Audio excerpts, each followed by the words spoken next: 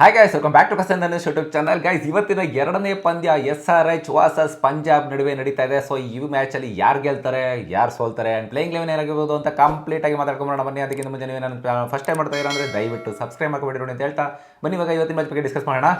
ಏನ್ ಸಕ್ಕದಾಗಿರುತ್ತೆ ಅಂದ್ರೆ ಮ್ಯಾಚ್ ಗುರು ಇವತ್ತಿನ ಮಾತ್ರ ಸೈಕ್ ಮ್ಯಾಚ್ ಅಂತ ಹೇಳ್ತೀನಿ. ಎಸ್ಪೆಷಲಿ ಬ್ಯಾಟಿಂಗ್ ಅಂತೂ ಒಂಥರ ಬೆಸ್ಟ್ ಪಿಚ್ ಅಂತ ಅಂತಾರೆ Rajiv Gandhi international stadium.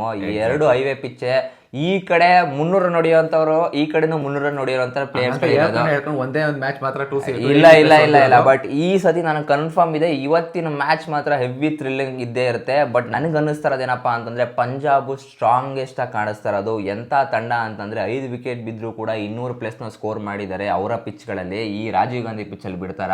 But ಈ ಕಡೆ SRH ಅವರು ಈ ಪಿಚ್ಚಲ್ಲೇನೆ 270 ಸಮಥಿಂಗ್ ಸ್ಕೋರ್ ಮಾಡಿದ್ರು ಆಲ್ರೆಡಿ. ಫಸ್ಟ್ ಮ್ಯಾಚ್ 286 ಸ್ಕೋರ್ ಮಾಡಿದಂಥ ತಂಡ ಈ ಕಡೆ ಇದೆ.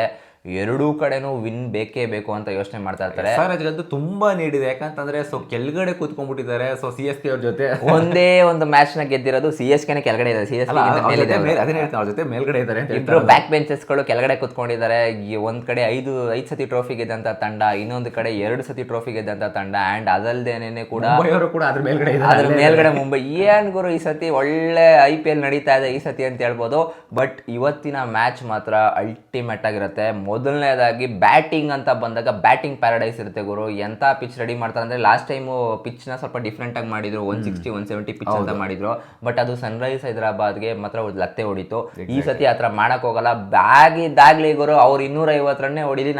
ನನಗೆ ಯಾಕೋ ಈ ಸತಿ ಒಂದು ಗಟ್ ಫೀಲಿಂಗ್ ಬರ್ತೈತೆ. ಈ ವೀಕು ಇಲ್ಲ ಅಂತಂದ್ರೆ ನೆಕ್ಸ್ಟ್ ವೀಕ್ ಅಷ್ಟಲ್ಲಿ ಯಾವುದೋ ಒಂದು ಒಟ್ಟಿನಲ್ಲಿ ಹೈಯೆಸ್ಟ್ ಸ್ಕೋರ್ ಚೇಸ್ ಆಗುವಂತ ಚಾನ್ಸಸ್ ಬರ್ತಾ ಇದೆ.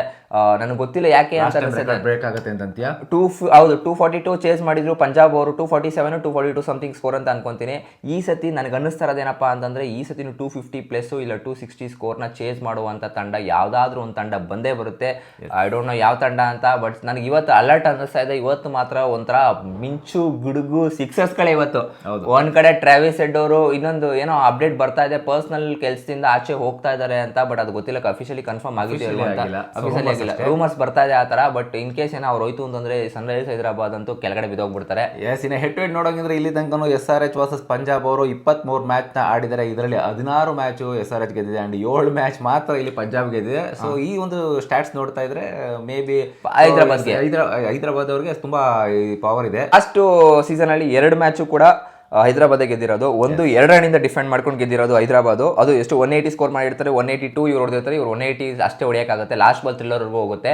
ಇನ್ನೊಂದು ಮ್ಯಾಚ್ ಬಂದ್ಬಿಟ್ಟು 214 ರನ್ ಹೊಡಿತಾರೆ. ಇದನ್ನ 214 ರನ್ 18 ಓವರಲ್ಲೇ ಚೇಸ್ ಮಾಡಾಕ್ತಾರೆ. Like credit goes to Abhishek Sharma. Travis Head ಟುಲ್ಲಾ ಅವರು 0 ಔಟ್ ಆಗ್ತಾರೆ ಆ ಮ್ಯಾಚಲ್ಲಿ. ಆಕ್ಚುಲಿ ನಂಗೆ ಇನ್ನೂ ನೆನಪಿದೆ, ಫಸ್ಟ್ ಬಾಲೇ ಔಟ್ ಆಗ್ಬಿಡ್ತಾರೆ ಇವ್ರಿಗೆ, ನಮ್ಮ ಹರ್ಷದೀಪ್ ಸಿಂಗ್ಗೆ. ಅದಾದ್ಮೇಲೆ ಅಭಿಷೇಕ್ ಶರ್ಮಾ ಸಖತ್ತಾಗಿ ಹೊಡಿತಾರೆ, 62 ರನ್ ಹೊಡಿತಾರೆ, 28 ಬಾಲ್ಗೋ 30 ಬಾಲ್ಗೋ ಸಮಥಿಂಗು. ಅದಾದ್ಮೇಲೆ ನೆಕ್ಸ್ಟ್ ಹೆನ್ರಿ ಕಲಿಶನ್ ಮತ್ತೆ ನಿತೀಶ್ ರೆಡ್ಡಿ ಇಬ್ರು ಸೇರ್ಕೊಂಡು ಮ್ಯಾಚ್ ನ ಫಿನಿಶ್ ಮಾಡಾಕ್ತಾರೆ.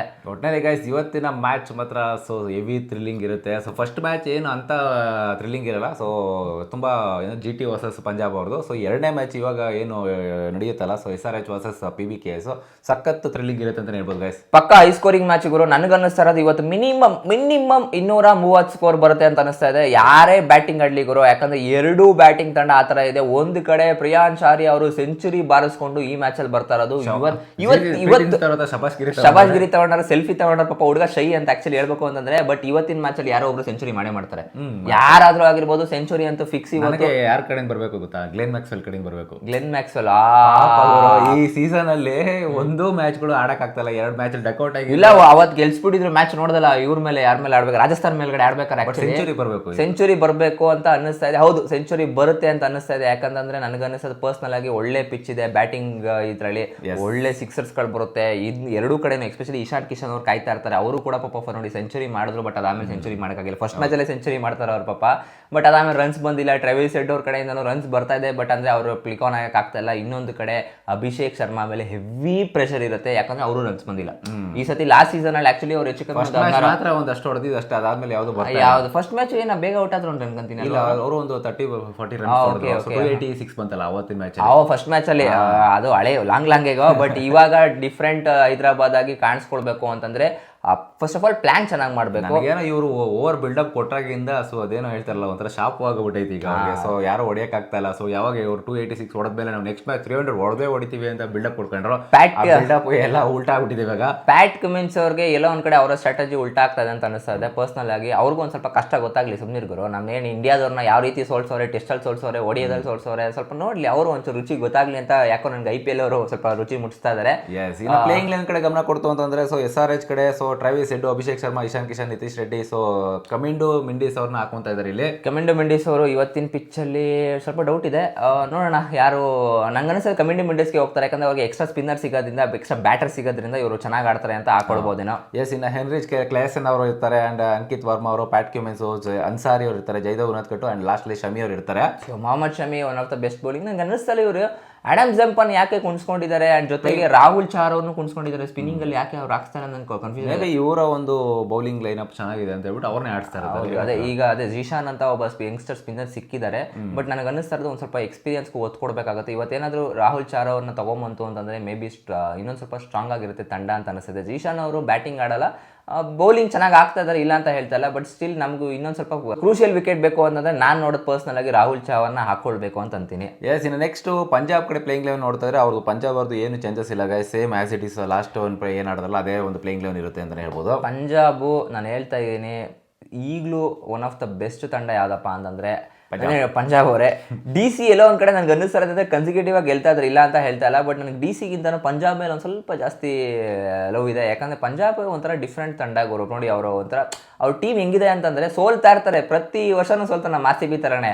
ಬಟ್ ಅವ್ರ ಓನರ್ಗಳು ಒಂದು ಕಮ್ಬ್ಯಾಕ್ ಮಾಡ್ತಾರೆ. ಓನರ್ಗಳು ಒಂದು ಮಾತು ಅನ್ನಲ್ಲ, ಕಮ್ಬ್ಯಾಕ್ ಇಲ್ಲ, ಅವ್ರು ಪ್ಲೇ ಆಫ್ಗೆ ಬರಲ್ಲ ಫಸ್ಟ್ ಆಫ್ ಆಲ್ ಅವ್ರು ಆ್ಯಕ್ಚುಲಿ. ಬಟ್ ಏನೋ ನನಗೆ ಪಂಜಾಬ್ ಕಮ್ಬ್ಯಾಕ್ ಮಾಡ್ತಾರೆ ಒಂದು ಸ್ವಲ್ಪ 2-3 ಮ್ಯಾಚ್ ಹೆಂಗ್ ಗೆಲ್ತಾರೆ ಅಂದರೆ ಎಷ್ಟು ಕನ್ವಿನ್ಸ್ ಗೆಲ್ತಾರೆ ಅಂತಂದರೆ ಏನು ಖುಷಿ ಪಡಿಸ್ತಾರೆ. ಎಂಟರ್ಟೈನ್ಮೆಂಟ್ 200+ ಚೇಸ್ ಮಾಡಬೇಕು ಅಂತ ಬಂದಾಗ ಇವ್ರು ಚೇಸ್ ಮಾಡೋದಾಗಿರ್ಬೋದು, ಸಖತ್ತಾಗಿ ಮಾಡ್ತಾರೆ. ಈ 4 ವರ್ಷದಿಂದ ನಾನು ನೋಡ್ತಾ ಇದ್ದೀನಿ ಅವರ ಒಂಥರ ಇರಬೇಕು. ಈವನ್ ಪ್ರೀತಿ ಸಿನ್ಸ್ ಅವರು ಏನು ಅಂತ ಏನು ತಲೆ ಕೆಡಿಸ್ಕೊಳ್ಳಲ್ಲ, ಏನು ಅದು ಇದು ಮಾಡಕ್ ಹೋಗಲ್ಲ. ಸೊ ನಾರ್ಮಲ್ ಆಗಿ ತಗೊಂಡು ಅವರು ಟ್ರೀಟ್ ಮಾಡ್ತಾರೆ. ಇವನ್ ಮುಂಬೈ ಕಡೆ ಅಷ್ಟೇ ಹಂಗೆ ಟ್ರೀಟ್ ಮಾಡ್ತಾರೆ ಅವ್ರ ಓನರು. ಸೊ ಇಲ್ಲಿ ಆಕ್ಚುಲಿ ಬೇಜಾರಾಗದು ಯಾರಿಗೆ ಅಂದ್ರೆ LIC ಓನರ್ ಅವ್ರು ನೋಡಿದ್ರೆ ಬೇಜಾರಾಗುತ್ತೆ. ಸೊ ಏನು ಮಾಡೋಕ್ಕಾಗಲ್ಲ, ಓಲಿ ತಂಡ ದುಡ್ಡು ಹಾಕೋರೆ ಪರವಾಗಿಲ್ಲ, ಅವ್ರವ್ರ ತಂಡ ಅವ್ರವ್ರ ಇಷ್ಟ. ಬಟ್ ಇವತ್ತಿನ ಮ್ಯಾಚ್ ಮಾತ್ರ ಗೈಸ್ ಹೈಯೆಸ್ಟ್ ರನ್ ಗೆಟರು ಇವತ್ತು ಯಾರೋ ಒಬ್ರು ಆಗ್ತಾರೆ, ಅದು ಯಾರು ಅಂತ ಗೊತ್ತಿಲ್ಲ. 100 ಅಂತೂ ರನ್ ಗ್ಲೆನ್ ಮ್ಯಾಕ್ಸ್ವೆಲ್ ಆಗ್ಬೋದು. ಗ್ಲೆನ್ ಮ್ಯಾಕ್ಸ್ವೆಲ್ ಅವ್ರು ಇವನ್ ಬೋಲ್ಡ್ ಪ್ರಿಡಿಕ್ಷನ್ ಮಾಡ್ತಾರೆ ಗ್ಲೆನ್ ಮ್ಯಾಕ್ಸ್ವೆಲ್ ಆಗ್ಬೋದು ಅಂತ ಹೇಳಕ್ಕಾಗಲ್ಲ ಗುರು. ಗ್ಲೆನ್ ಮ್ಯಾಕ್ಸ್ವೆಲ್ ಒಂಥರ ತಲ್ಕೆಟ್ ಮನುಷ್ಯ, ಅವನು ಹೆಂಗ್ ಬೇಕಾದ್ರೆ ಹೊಡೆದಾಕ್ಬಿಡ್ತಾರೆ ಪಟ ಆ ಕಡೆ ತಿರ್ಕೊಂಡು. ಬ್ಯಾಟಿಂಗ್ ಪಿಚ್ ಬೇರೆ, ಸಿಕ್ ಗ್ರೌಂಡು, ಒಳ್ಳೆ ಫ್ಲಾಟ್ ಟ್ರ್ಯಾಕು, ನೀನು ಎಂಥ ಸ್ಪಿನ್ನಿಂಗ್ ಹಾಕೋರು ಬಾಲ್ ಟರ್ನ್ ಆಗಲ್ಲ ಈ ಕಡೆಗೆ. ಒತ್ತಂದ್ರೆ ಇವತ್ತಂತೂ ಸಿಕ್ಸರ್ಸ್ಗಳ ಸುರಿಮಳೆ ಅಂತ ಹೇಳ್ತೀನಿ ಗೈಸ್. ಇವತ್ತಿನ ಮ್ಯಾಚಲ್ಲಿ ನನ್ನ ಪ್ರಕಾರ ಯಾರು ವಿನ್ ಆಗ್ತಾರೆ ಅಂತಂದ್ರೆ ನಾನು ಹೋಗ್ತಾ ಇರೋದು ಸೊ ಪಂಜಾಬ್ ಕಡೆ ಹೋಗ್ತಾ ಇದ್ದೀನಿ ಗೈಸ್. ಸೊ ಪಂಜಾಬ್ ವಿನ್ ಆಗ್ತಾರೆ ನನ್ನ ಪ್ರಕಾರ. ನಾನು ಪಂಜಾಬಿ ಹೋಗ್ತೀನಿ. ಹೈದರಾಬಾದ್ ಗೆಲ್ಲಲ್ಲ. ಯಾಕೆ ಅಂತ ಹೇಳ್ತೀನಿ. ರನ್ಸ್ ಬರುತ್ತೆ.